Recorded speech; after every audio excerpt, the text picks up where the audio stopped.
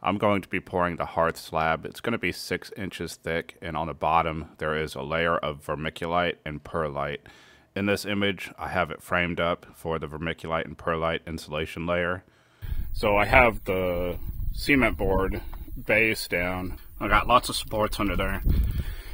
And this is the insulation layer that provides insulation so that you can store wood and stuff down there. It's a vermiculite, Portland cement, and lime mixture, 14-1-1. I couldn't find any lime, so I bought a mortar lime mix, and I used that.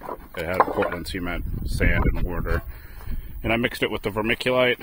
That's about 2 inches thick. On top of that's going to go a 6.5 inch pad. I'm going to be framing that up while this cures. Here is the vermiculite. I'm going to have to get some more for the insulation on top. It's pretty fine. It's not as coarse as I would like, but that's what I got.